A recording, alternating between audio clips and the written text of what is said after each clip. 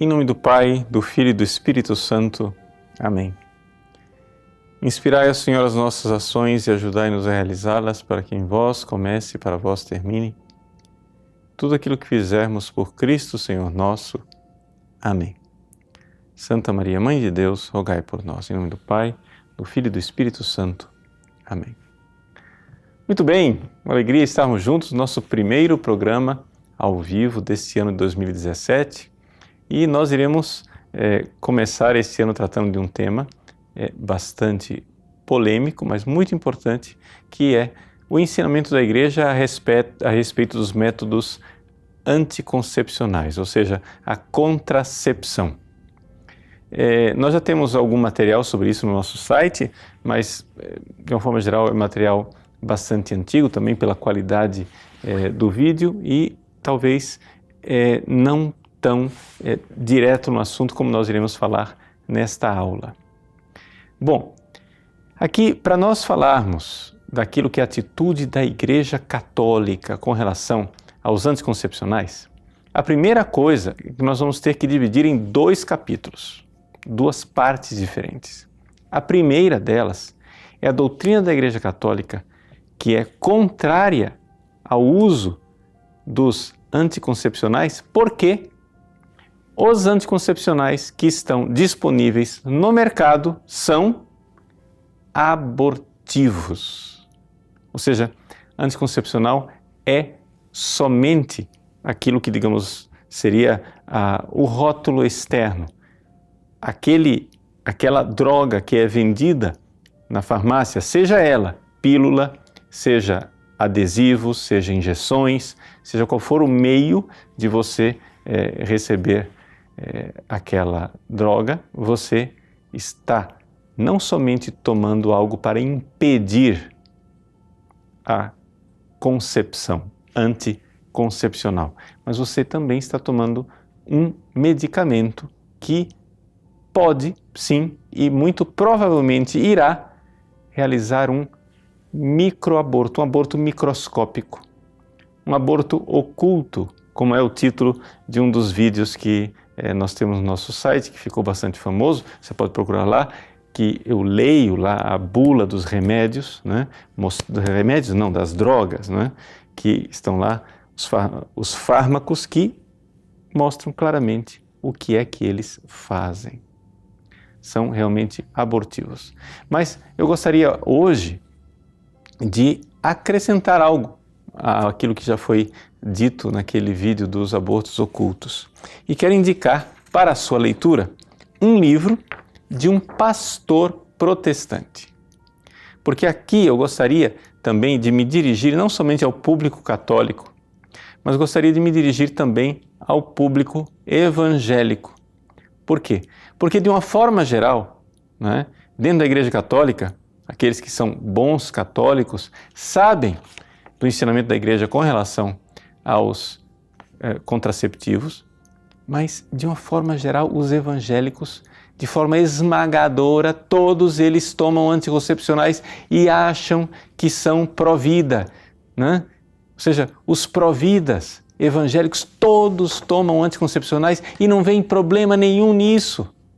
Pois bem, está aqui um livro de um pastor protestante que, com muita coragem, o pastor Randy Alcorn, ele escreveu este livro que está aí à disposição para aqueles que quiserem, está em PDF, mas também aqueles que têm o Kindle da Amazon, está à disposição para que você possa ler no seu Kindle em inglês, e seria uma boa ideia, não é? Que as casas editoras evangélicas se dispusessem a traduzir este texto, que é um estudo, uma pesquisa feita por este pastor evangélico. Veja, ele é casado, ele é pró-vida e durante muitos anos, no início da sua vida conjugal, ele e a esposa fizeram uso de anticoncepcionais.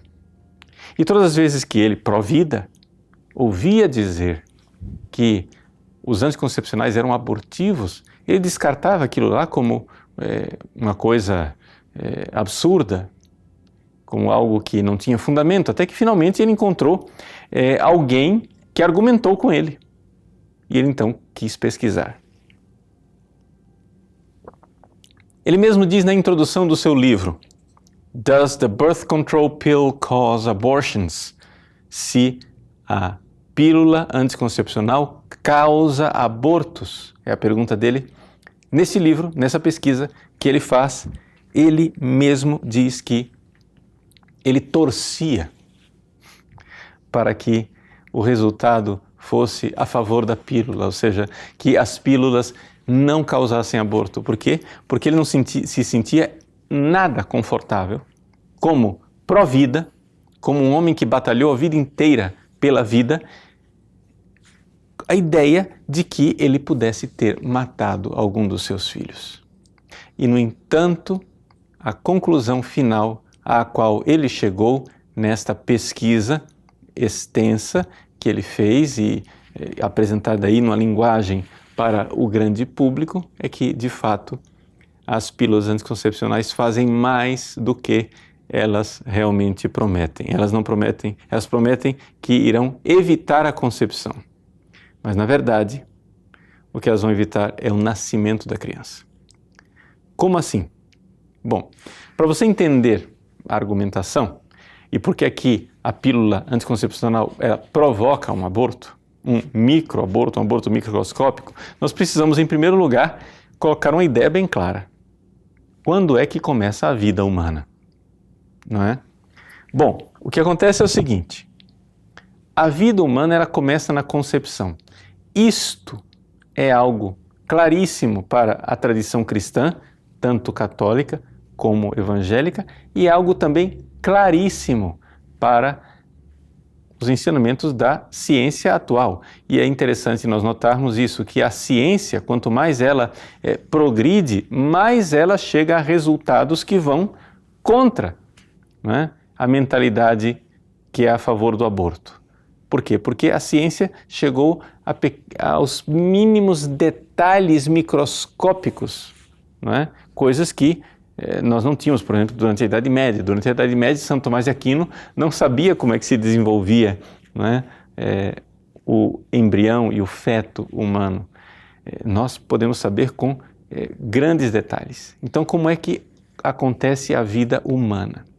Bom, o que acontece é o seguinte, nós temos dentro do tubo uterino da mulher, acontece a concepção.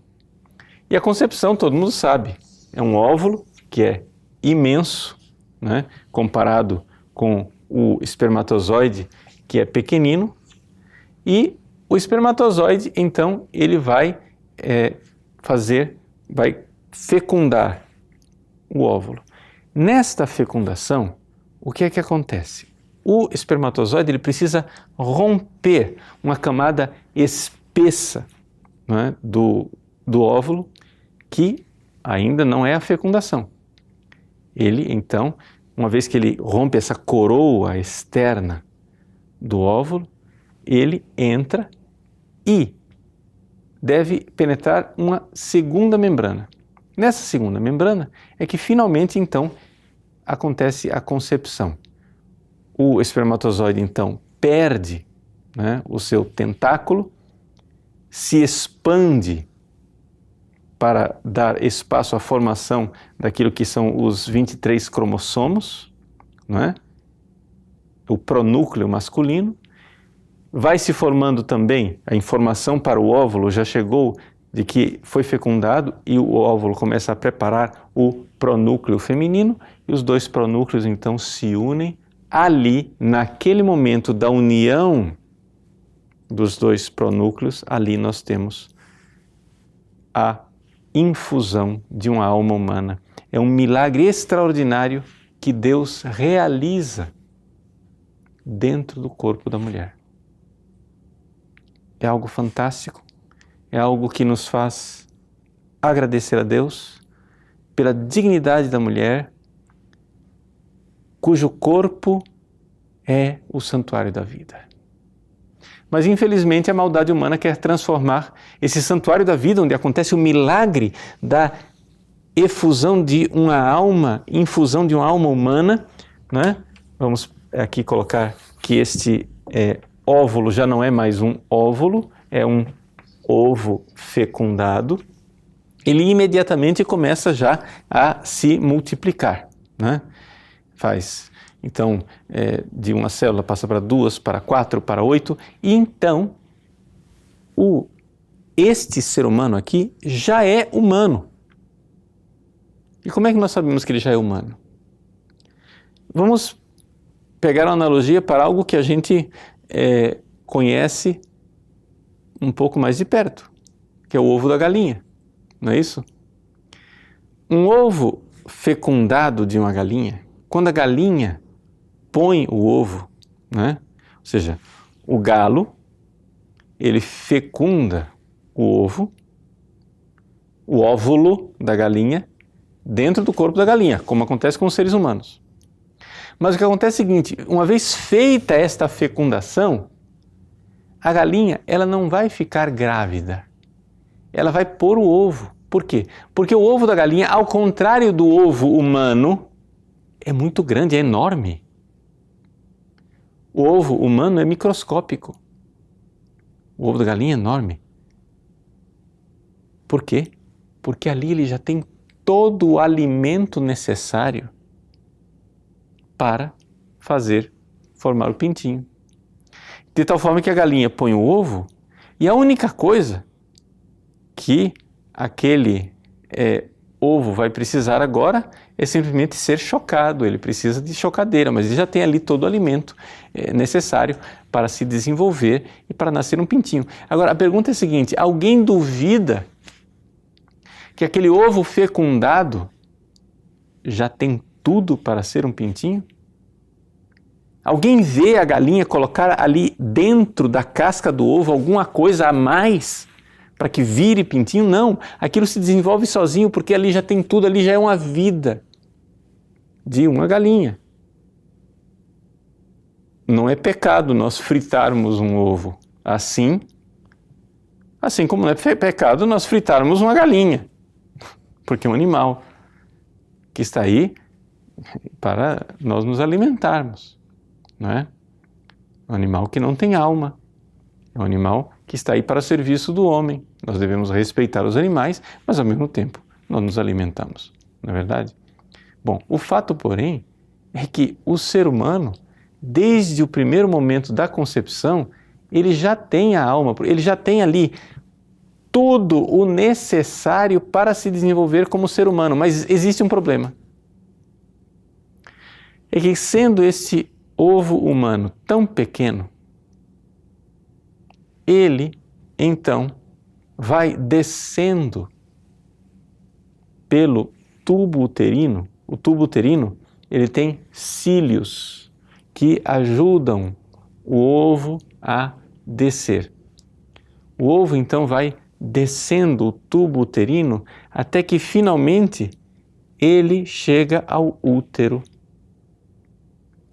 E no útero, a parede do útero, que é chamada de endométrio, irá acolher, né, este pequeno, que já não é mais um ovo, né, é um blastocisto, é o nome, mas é uma criança, né, ou seja, é um ser humano, é uma vida humana, porque desde a primeira célula já é uma vida humana. Ele vai acolher, né, esta microscópica criança e a mãe, então, vai como que agasalhar esta criança no seu útero, dando a ela alimento e oxigênio. São as duas coisas que a mãe dá para a criança. É esta a maravilha do início. O problema é o seguinte, que este bebê, ele tem 7 dias. Então, aqui está, né, digamos assim, o tubo uterino. Ele tem 7 dias para descer daqui do tubo uterino e fazer a sua nidificação no útero. Então, ele tem 7 dias para percorrer, para fazer esta viagem. Vamos fazer uma analogia para você entender. Você que é mãe. O seu bebê, que acaba de ser fecundado, ele está numa nave espacial. Só que essa nave espacial, ela só tem oxigênio e alimento para 7 dias. O seu bebê na nave espacial, ele faz uma viagem, não é? Que ele tem que terminar essa viagem em 7 dias. Quando ele chega, não é, no útero da mãe, ele bate na porta para que a mãe então dê a ele comida e oxigênio. A comida é um açúcar, né? E a parede do útero é rica nesse açúcar, onde ali ele vai receber o primeiro alimento até que finalmente ele vai se formando e, como que num processo de enraizamento, que é chamado de nidificação, ele vai, né, procurar a corrente sanguínea da mãe para dali receber também oxigênio, vai se formando e aí se torna, né, o pequeno embrião. Agora veja só. Imagine uma criança, você que é mãe. Você imagine que esta criança, nesta viagem de 6 dias, que ela tem um prazo de 6 dias, ela só tem oxigênio e ela só tem comida para 6 dias. Ela bate na porta da mãe e a mãe fecha a porta. E diz, não te dou comida, não te dou oxigênio. A criança morrerá de fome e morrerá sem oxigênio. É isso o que faz o anticoncepcional. O anticoncepcional faz isso, ele impede o processo de nidação. Ele impede que a criança, né, que está nessa nave espacial descendo na direção, né, ela quer atracar, ela está procurando uma escotilha de onde ela receba comida e oxigênio. A criança então não recebe nem comida e nem oxigênio da mãe, ela é repelida, morre de fome e sem oxigênio e será então expelida na próxima menstruação, que na verdade é uma falsa menstruação, ou seja, uma pseudo-menstruação, porque é uma espécie de menstruação atrasada, porque na verdade a mulher engravidou, só que a menstruação atrasa, porque o processo começou, o útero ia acolher, mas não estava pronto porque os hormônios do anticoncepcional impediram esse acolhimento. É isto que é o microaborto que é feito pelos anticoncepcionais. Vamos esclarecer mais ainda. Vamos lá. O que é que faz o anticoncepcional? Ele faz 3 ou 4 coisas, né? Primeiro, o anticoncepcional, por causa dos hormônios dele, ele causa um espessamento do muco cervical, ou seja, o muco no aparelho reprodutor da mulher, que é uma espécie de rodovia que conduz o espermatozoide até, né, o lugar onde ele irá fecundar o óvulo. Esse muco, exatamente, é baseado no estudo desse muco, não é, que foi desenvolvido o método Billings, que o pessoal diz, é o método da tabelinha. Não é questão de tabelinha, é questão da observação do corpo da mulher. Tá? É a observação deste muco cervical. Muito bem, não vamos aqui ensinar o método Billings, porque não nos cabe fazer isso agora. Mas a primeira coisa que o anticoncepcional tenta fazer para impedir a concepção, né, é a questão do muco cervical, que fica espesso. Mas não é garantia. Pode ser que o espermatozoide passe por isso. Segunda coisa que o anticoncepcional faz, né, é que ele tenta impedir a ovulação.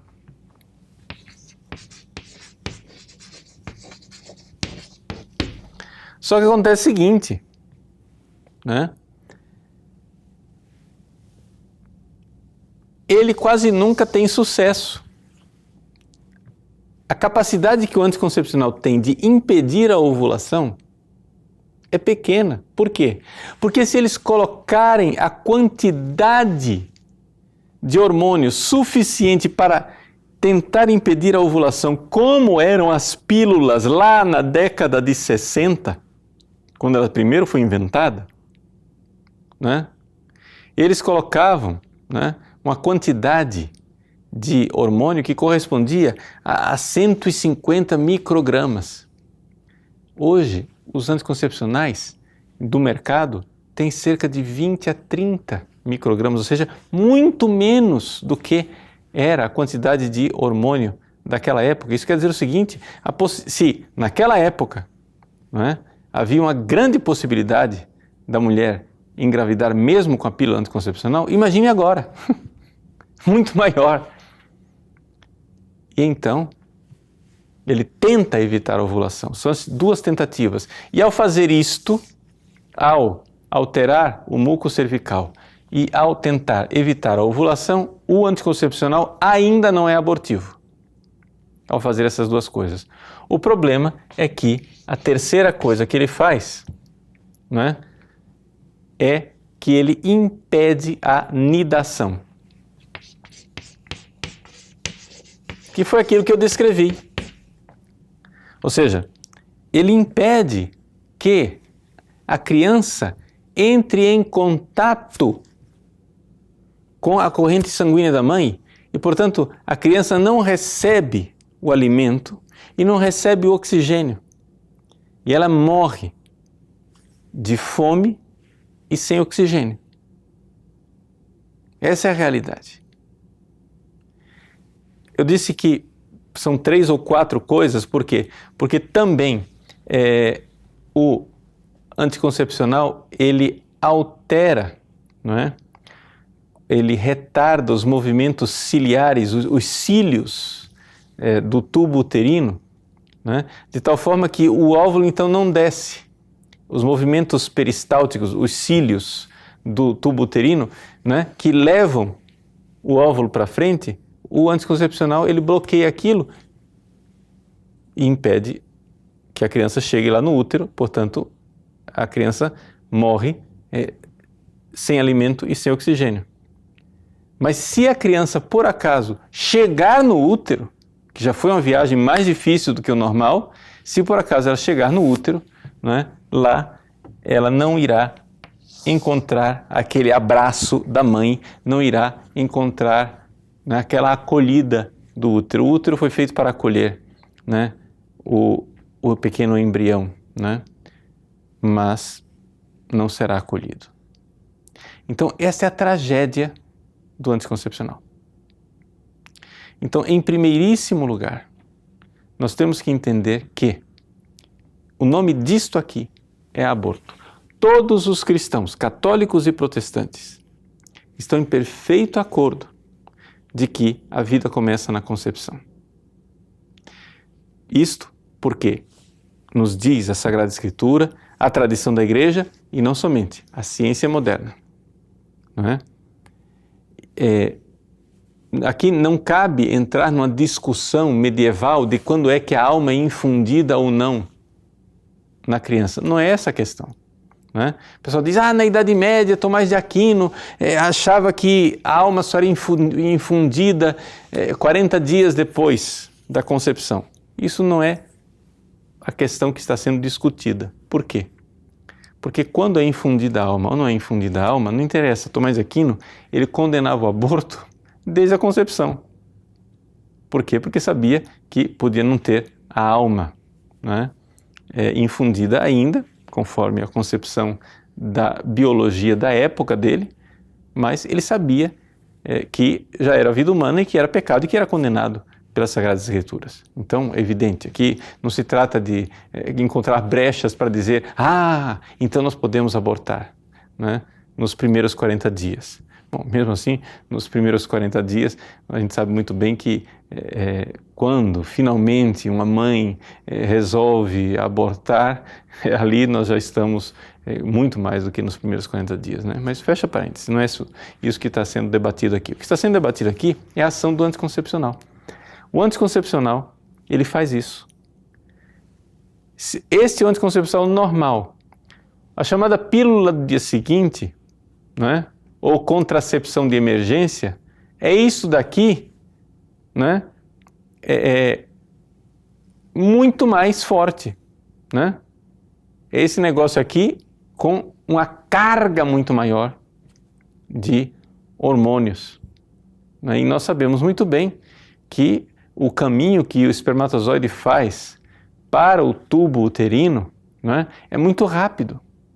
Quando finalmente a chamada contracepção de emergência vai agir para impedir a ovulação, ela evidentemente que no mais das vezes ela não impede a ovulação coisa nenhuma, porque já é tarde demais. A mulher já ovulou, né? O que ela faz mesmo é impedir a anidação e, portanto, a contracepção de emergência, chamada contracepção de emergência, ou seja, a pílula do dia seguinte, na verdade é um potencial abortivo muito superior ao do anticoncepcional comum. O potencial abortivo dos outros métodos é a mesma coisa, né? Ou pior, como por exemplo o dispositivo intrauterino, que é evidentemente, claramente abortivo, porque ele nem tenta fazer essas duas coisas aqui, ele já parte para a terceira, para impedir a nidação, né? Então, infelizmente, essa é a realidade hoje no mercado. Você que é pró-vida, mas não é contra os anticoncepcionais. Se você dissesse assim, e no mercado, será que eu encontro algum anticoncepcional que não trabalhe desta maneira? Resposta, não, você não vai encontrar. Se ele existe, ele é raríssimo. Se ele existe por manipulação em laboratório, mas ele não está na linha de produção. Por quê? Porque um anticoncepcional que tente somente impedir a concepção, ele, na verdade, altera o corpo da mulher de uma forma enorme, causando não somente dores, trombose, hemorragias, acidentes vasculares, e tudo isso pode ser causado pelos anticoncepcionais normais, né, numa proporção menor, mas os problemas de saúde dos anticoncepcionais para as mulheres são uma coisa trágica, né, trágica, mas deixemos isso de lado, né? O importante aqui é nós entendermos, nós que somos pró-vida, entendermos, sim, infelizmente, os anticoncepcionais são abortivos. Então nós podemos aqui imaginar os milhões e milhões de abortos que são feitos por mulheres que nem sequer sabem que estão matando os seus filhos. Eu tenho certeza, se a maior parte das mulheres cristãs brasileiras soubessem isto que eu estou explicando aqui, elas deixariam de usar os anticoncepcionais imediatamente. Mas esta é somente uma parte da história. Existe uma outra razão pela qual a igreja é contra os anticoncepcionais, não somente porque ele é abortivo, mas porque, mesmo que fosse somente esta primeira parte, a Igreja Católica, mesmo assim, seria contra. Nós vamos ver por quê, depois de um breve intervalo. Voltamos então para continuar o nosso ensino a respeito da igreja e os métodos anticoncepcionais. Por que é que a igreja ela é contrária aos métodos anticoncepcionais?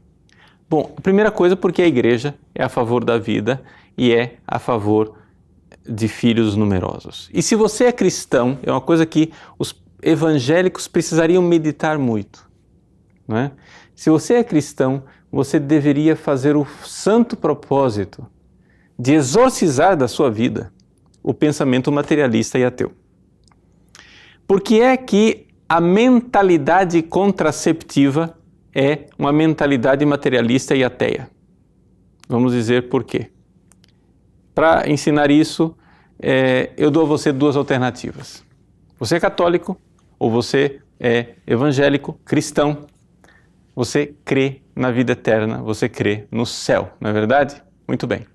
Você não é um ateu, Estou partindo desse princípio. Você crê na vida eterna. Muito bem. Então vamos lá. Vou dar duas alternativas. Alternativa A, alternativa B. Alternativa A. Você é o 10º filho de um favelado. Ok? Sua família é muito pobre. Você é o 10º filho, subnutrido, passa fome, tem dificuldade enorme no seu desenvolvimento, baixo rendimento na escola, depois consegue arranjar somente um subemprego, você tem grandes dificuldades sociais, quem sabe até contrai doenças, tem um problema, passa uma vida miserável. Mas como você é temente a Deus e você sabe o caminho do céu, depois de uma vida tremenda e desastrosa, você chega a Deus e irá viver a glória eterna com nosso Senhor Jesus Cristo. Essa é a alternativa A. Ok? Então, a alternativa A é fácil. É você ter uma vida miserável, sendo o 10º filho de um favelado. Alternativa B. Não existir. Você nunca existir. Vamos lá, escolha. Eu até hoje não encontrei uma pessoa que, crendo no céu, dissesse, eu escolho não existir. Nunca encontrei essa pessoa. Todos ficam chocados pela minha pergunta e dizem, puxa, padre, alternativa A, eu prefiro sofrer e ir para o céu do que nunca existir. Pois é. E por que é que você faz para os seus filhos a escolha que você não faz para você? Responda para Deus, não precisa responder para mim. Por que é que você, com coração de pai, com coração de mãe, com um pai que crê, você é um crente, você crê no céu, você escolhe de forma egoísta viver uma vida melhor? Porque veja, essa lógica de que, não, para que colocar um filho neste mundo para sofrer? Essa é a lógica dos ateus materialistas. Muito bem, só tem essa vida. Se só tem essa vida, então, muito bem, vamos lá, né? Vamos evitar filhos para que eles não venham sofrer, já que a única felicidade que eles vão ter é essa daqui. Mas você não é um satanista, você não é uma pessoa má, você vai ensinar aos seus filhos o caminho do céu. Você não está povoando o inferno, você está povoando o céu. Então, em primeiríssimo lugar, a igreja, ela é a favor da vida, ela é a favor de filhos e filhos numerosos. Agora, nós, seres humanos, nós sabemos também que nós não somos os senhores da vida. E quem dá a vida e quem dá a morte é Deus, e nós sabemos que quando nós tratamos de vida humana, nós estamos num território sagrado. E, portanto, os métodos anticoncepcionais, mesmo que eles não fossem abortivos, mesmo a camisinha, que não é abortiva, né? Mesmo o coito interrompido, que não é abortivo, né? Mesmo assim, a igreja é profundamente contra estes métodos. Por quê? Porque eles dão ao homem um poder que o homem não tem. O poder de decidir quem vai viver, né? E de interromper, de artificialmente, né, interromper o processo da vida de tal forma que a relação sexual entre o homem e a mulher se torna, né, uma masturbação a dois. A camisinha e o coito interrompido faz com que a relação que é para a vida se torna uma masturbação a dois. E isso altera tremendamente a forma espiritual com a qual você tem relação sexual com sua mulher. Porque quando você tem, vamos lá, você que é casado, você sabe disso. Quando você tem relação sexual com a sua mulher e ali existe uma possibilidade de gerar vida, você sabe, você tem relação de uma outra maneira.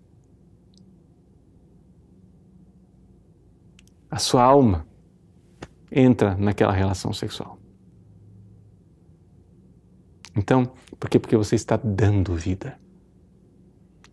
Você sabe que ali existe um sacrifício de si e não somente dois egoístas que se divertem. E aqui é essa a realidade profunda pela qual a Igreja Católica é contra os métodos contraceptivos. Em primeiro lugar, porque eles limitam a vida, criam uma mentalidade contraceptiva. A Europa está aí morrendo. Por quê? Porque os europeus não têm a coragem de ter filhos. Um casal europeu, quando tem filho, tem um. Mas um número enorme de casais não tem nenhum. E o recurso ao aborto, e o recurso à contracepção, laqueadura, vasectomia, são todas realidades, não é? Tremendas, que limitam o número daqueles que irão ir para o céu. Se você, cristão, se você derrama o seu sangue para pregar o Evangelho, se você derrama o seu sangue para converter as pessoas, para levá-las para o céu,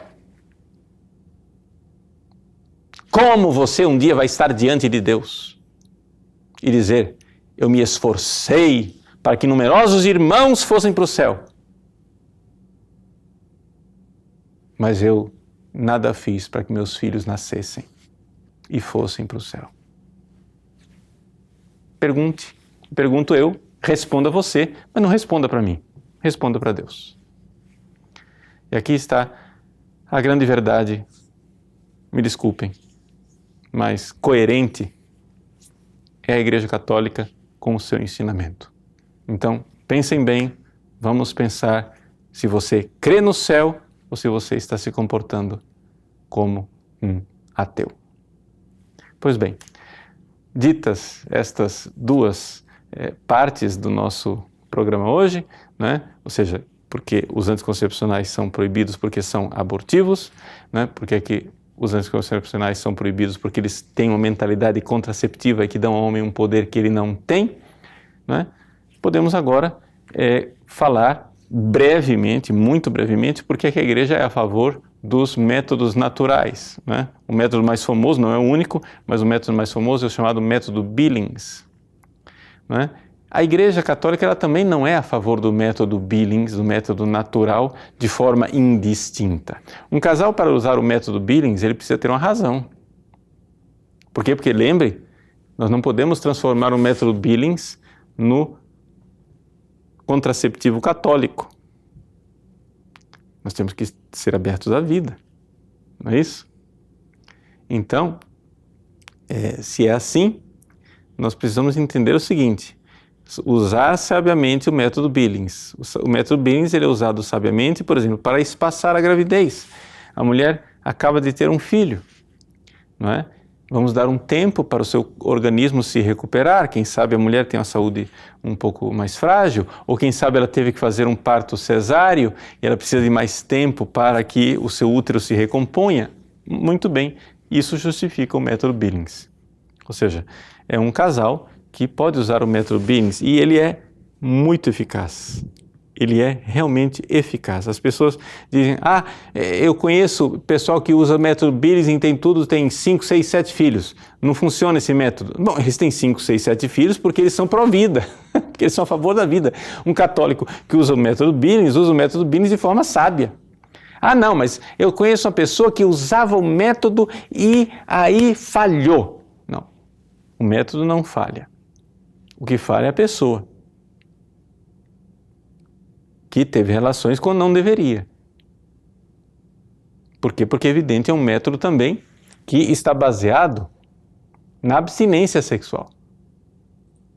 Ou seja, existem dias que de jeito nenhum você pode ter relação sexual se você quer evitar uma gravidez. Pessoas que têm problema com gravidez de risco, problemas de que não podem engravidar por alguma razão séria, essas pessoas podem tranquilamente usar o método Billings. Né? Agora, outra coisa que nós católicos cremos, né, e cremos verdadeiramente é que o sexo não é o ar que a gente respira. É possível manter a castidade. A castidade, com a ajuda da graça de Deus, né, ela é possível. Então, vamos lá. Vamos, né, viver e buscar a graça de Deus. Algumas pessoas, a gente vê às vezes pessoas falando de dramas de casais, quando a gente sugere um período de continência, de castidade, nossa, parece que o céu vai desabar. O céu vai desabar, mas espera lá, gente, não é isso. A castidade ela é possível. A igreja sabe ensinar o caminho da castidade, né? Mas isso nos levaria a um outro programa, né, que nós podemos e certamente iremos fazer brevemente. Mas eu quero abrir um espaço para o diálogo com você. Eu sei que são muitas as perguntas, eu sei que muita gente vive dramas pessoais e, sem nenhuma pretensão de responder todas as perguntas, gostaria agora de abrir para que você fizesse a sua pergunta. Então vamos fazer um pequeno intervalo e agora eu irei responder as perguntas dos nossos ouvintes. Até já.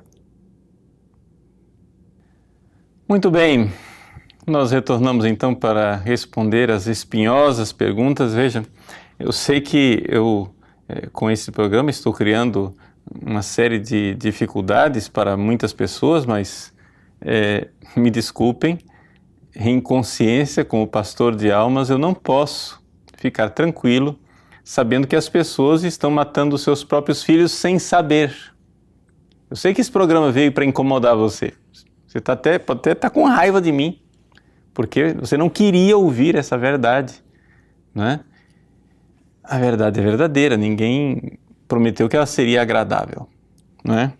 Então, vamos lá. Primeira pergunta, do Wenderson. Mas e aí, vamos ter filhos à revelia, sem condições, colocar crianças no mundo e não dar o melhor para elas é o mesmo que cometer um aborto. Espera lá. Se você estivesse no mundo sem condições, você que crê em Deus e crê no céu. Porque, veja, uma das coisas que é difícil colocar na cabeça das pessoas. Gente, Deus nos colocou nesse mundo aqui para sermos felizes aqui. Só que Adão e Eva estragaram nossa vida aqui com o pecado. Então, infelizmente, o nosso egoísmo torna a nossa vida essa miséria que está aí. Bom, considerando que esta vida aqui não é, né, um mar de rosas para ninguém, mesmo assim, a vida é um dom, a vida é uma graça. Eu duvido que você, se colocando no lugar do seu filho, você não quisesse viver para ir para o céu, se você crê no céu. Colocar uma criança nesse mundo sem dar condições não é a mesma coisa que um aborto. Primeiro porque você irá batizar o seu filho. E com isso ele já será encaminhado para o caminho do reino dos céus. Segundo, você vai ensinar ao seu filho o caminho do céu. E é lá que nós seremos felizes. Então não é a mesma coisa que um aborto, né? Mas eu estou falando com pessoas que creem. Eu poderia fazer esse programa aqui com toda uma argumentação somente baseada na razão filosófica e humana para mostrar que até aqueles que não creem deveriam evitar o aborto. Mas como a maior parte das pessoas que acessam esse site crê, eu já quero mostrar para você e dizer para você aquilo que deve ser. Então, veja o que você está... Se coloque no lugar do seu filho e responda. Jordana, Padre Paulo, sua bênção. Como a ginecologista católica deve se portar em relação às pacientes que procuram DIU e anticoncepcionais? Então, veja só. Nós temos que lembrar o seguinte, o que é o DIU e o anticoncepcional? Do DIU eu falei pouco, então vamos explicar o DIU. O que é o DIU? O DIU é o chamado dispositivo intrauterino. Então, o dispositivo intrauterino é um objeto, né, geralmente de plástico, que se coloca no útero da mulher, que causa uma espécie de inflamação no endométrio. E então, quando a criancinha desce, ela vai então procurar um ninho, né, no útero da mãe, e então acontece a mesma coisa. Ela morre sem oxigênio e morre sem alimento. Então, gente, o princípio é muito fácil. Vamos mudar a pergunta. Olha só, olha a pergunta. Como uma ginecologista deve se comportar com relação ao DIU e os anticoncepcionais? Bom, vamos lá. Como uma ginecologista deve se comportar diante de pacientes que pedem para matar os seus filhos sem comida e sem oxigênio? Está respondida a pergunta? Porque é isso que vai acontecer, não é isso que vai acontecer? E a ginecologista, mais do que ninguém, sabe que é exatamente isso que vai acontecer. Nós, leigos no assunto, podemos assim estar enganados, a gente não estudou, né, embriologia, a gente não sabe os mínimos detalhes da ciência. Ela sabe, ela estudou. Então como é que ela deve se portar? Não, mas aquela pessoa ela não é católica. Ela não tem os mesmos valores que eu tenho, então ela pode. Não, espera lá. Como é que você se comporta diante de uma mulher que não é católica e que quer matar os seus filhos sem comida e sem oxigênio?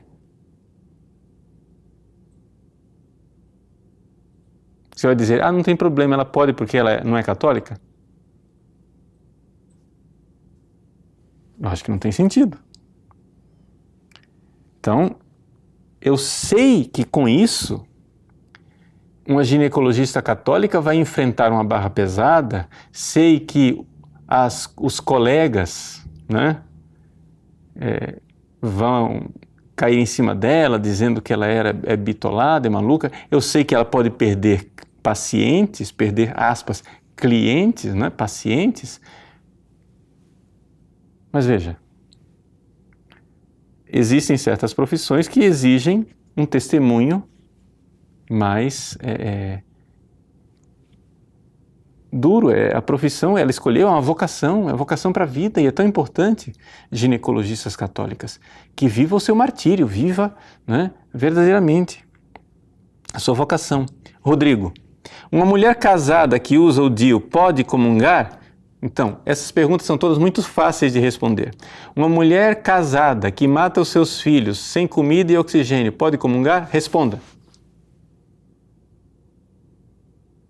Pronto.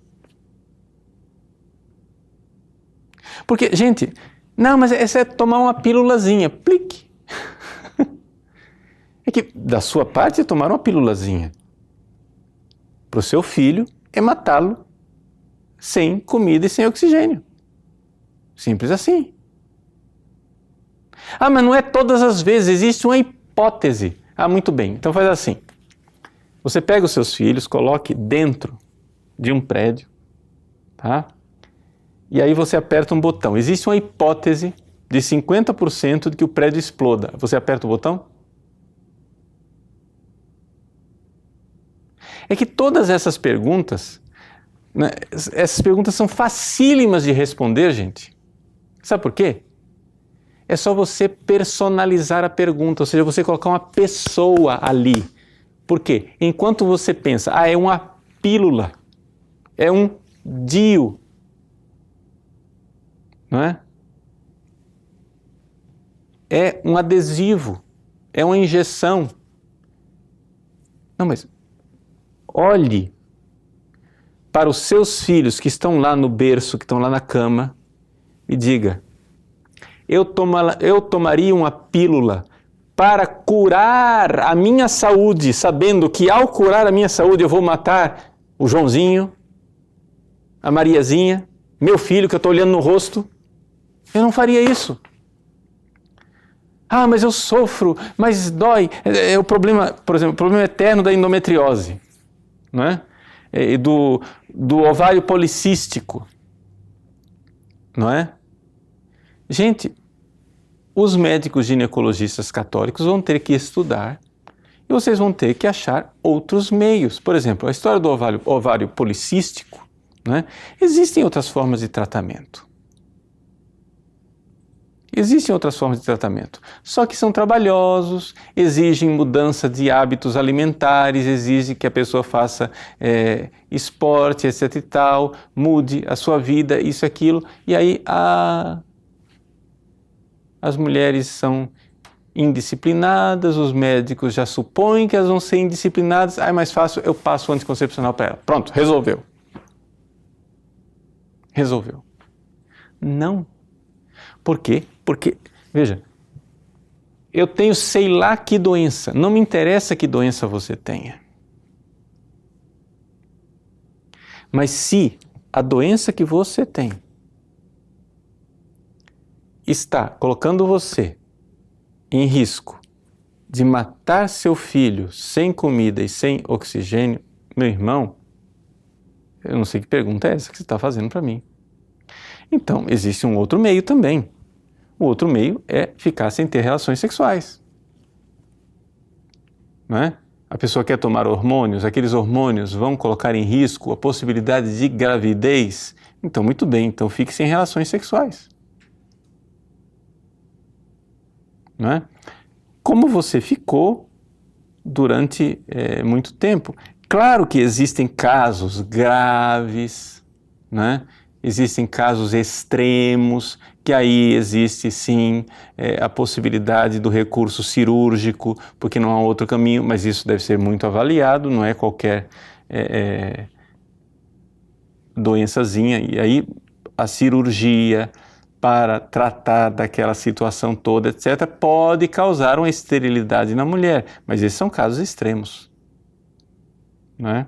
Deve-se procurar outros tratamentos, mas não o tratamento que mate crianças. Miguel, padre, concordo que devemos fazer mais filhos por causa do que está acontecendo com os muçulmanos, mas isso não seria contra as leis de Deus também? Não estaríamos sendo senhores da vida? Como assim, Miguel? Você não decide ter filhos, não é? No sentido de ser senhor da vida. E depois a gente não vai ter mais filhos para popular a terra de católicos porque os muçulmanos decidiram popular a terra de muçulmanos. Não é essa a razão. A razão é outra, é uma razão do amor. É que nós amamos a vida, amamos os nossos filhos e estamos abertos ao dom da vida. Não é porque um casal tem relação sexual que eles necessariamente vão ter filhos. Quantos e quantos casais, infelizmente, miseravelmente, né, dolorosamente, têm relações sexuais e não conseguem engravidar. Né? Nós não somos senhores da vida de forma alguma, nós estamos nos abrindo à vida para um dom que Deus concederá se Ele quiser. Carol, padre, como fica o profissional católico que trabalha, por exemplo, com pessoas drogadictas que têm um filho atrás do outro? É lícito indicar ligadura de trompas? Veja, Carol, aqui nós não devemos, né, aqui indicar caminhos mais fáceis para uma pessoa cuja solução é realmente a reabilitação, né? Então, assim, a mutilação nunca é um caminho válido, né? É como se dissesse assim, uma pessoa que não consegue parar de estuprar os outros, você cortaria o pênis dele? É uma mutilação. A mutilação ela é possível moralmente, mas se eu tiver uma razão muito séria, gangrena, então pronto, tenho que mutilar, né, uma perna, etc. Não é que seja um absoluto moral, mas eu preciso ter uma razão muito séria para fazer isso. Não é? Então eu não devo aconselhar esse tipo de coisa. É lícito tomar anticoncepcionais quando não se tem vida sexual? Sim. Ou seja, se você não tem uma vida sexual ativa, você não está tendo relações sexuais com ninguém, então é possível sim tomar o anticoncepcional. Agora tem que ver se é o melhor para você, porque infelizmente a cultura médica que se instalou, né, no campo dos ginecologistas, né, é muito de recurso ao anticoncepcional porque é um meio mais barato, mais fácil, mais disponível, que está aí. Mas, gente, com hormônio não se brinca. O hormônio não é o primeiro recurso. O hormônio é uma coisa muito complicada para a gente ficar mexendo com isso. Então, se encontrar outros meios, é muito melhor. Padre, meus pais usam contraceptivos, mesmo dizendo que a igreja proíbe e que isso é um pecado mortal, comungam, como se isso não fosse nada. O que fazer? Fazer eles assistirem o vídeo, a primeira parte, onde eu mostro que isso mata crianças. É isso que você deve fazer. Se eles fazem, é porque eles não fazem ideia do que eles estão fazendo. Ana, tive dificuldade com o método, com o MOB, método de ovulação Billings. E pela bênção de Deus engravidei do terceiro filho. Mas por riscos de vida não posso engravidar uma quarta vez. Aí vem o meu desespero. Posso pensar em laqueadura das trompas? Ana, são casos bastante complexos que não dá para responder aqui. Eu aconselharia você, né, a procurar realmente um acompanhamento mais especializado. Por quê? Porque tem que ver onde é que houve a dificuldade, qual foi a dificuldade, porque assim, a dificuldade geral, assim, tive dificuldade, onde foi? Segunda coisa, qual é a situação do seu marido, se ele cooperava no método ou não, se o problema, né, era físico ou era um problema de disciplinar, como é que está a sua situação, o seu relacionamento com o casal, como é que está tudo isso, todos esses fatores, eles colocam uma série de interrogações para que eu possa sugerir para você, né, um caminho de solução. Né? Pode ser que depois, no fim das contas, a solução seja realmente carregar a cruz da situação que você vive. Mas a laqueadura, ela só é possível, com uma extração do útero, etc. e tal, essas coisas, em doenças graves que afetam realmente a saúde da mulher, que não é propriamente a laqueadura aqui, mas, ou seja, cirurgias que tornam a pessoa estéril, né? Cirurgias que tornam a pessoa estéril só são justificáveis como método para salvar a vida da pessoa, mas não para salvar de uma hipotética gravidez de risco. Porque também eu quero lhe dizer uma coisa. Eu não conheço o seu caso, e aqui que é a dificuldade de responder isso, mas eu não respondo ao seu caso, respondo ao caso de tantas mulheres, né, que eu já encontrei. Muitas vezes, é muito frequente os médicos estarem fazendo com as mulheres uma espécie de terrorismo, né, emocional. Ou seja, os médicos eles são treinados para diminuir a população mundial. E aí, tão logo vocês sabem disso, isso é muito comum em obstetras, muito comum em ginecologistas, tão logo a pessoa tem o primeiro ou segundo filho, o médico já começa a sugerir. Então, vamos laquear? Vamos fazer vasectomia? Vamos fazer alguma coisa? Vamos parar? Chegou? Basta? Né? Ou seja, a mentalidade contraceptiva, infelizmente, miseravelmente, ela se instalou nos médicos, porque eles foram formados para isso. Né? As razões pelas quais eles foram formados para isso aí nós poderemos, né, ver em um outro curso. Aliás, antes de concluirmos, eu gostaria aqui de dizer uma palavra para você que ainda não é nosso aluno, que nós vamos começar na semana que vem um curso intensivo, são 5 dias, todos os dias da semana que vem à noite nós estaremos unidos, né, juntos, em um programa ao vivo, respondendo perguntas para os alunos do site, onde nós vamos falar da igreja e o mundo moderno. Uma das coisas que irá entrar dentro deste curso é exatamente de onde que vem toda esta cultura miserável de morte, né, que se instalou no nosso mundo, e por que é que a igreja ela apanha tanto e é tão perseguida exatamente porque defende a vida, né? Então veja só, gente, o que eu gostaria de dizer no fim, assim, para concluir o nosso encontro no dia de hoje é o seguinte: vejam, Deus nos chama para o desafio maravilhoso de amar. Então, creia no amor. Creia, número 1, que Ele morreu por você, se entregou e que Ele quer preparar um céu para você. Vamos. São situações difíceis, eu sei. Eu sei que muitos e muitos casais vivem uma grande dificuldade porque o homem, a mulher nem sempre são convertidos, né, na mesma proporção. Às vezes um já chegou lá, já entendeu, o outro ainda não entende e isso causa um pouco de cruz, de desconforto. Tenham paciência em Deus, né? Vamos pacientemente. Mas o que nós precisamos todos concordar desde o início, né, é que não dá para negociar a vida humana. E se nos métodos que você está usando, você está aqui colocando em risco vidas humanas de filhos seus, então nós precisamos realmente tomar uma atitude, tá? Então, quero que vocês entendam. A primeira, eu fiz questão de separar, né, esse nosso curso em 2 partes, né, porque a primeira parte é a mais importante e a mais urgente.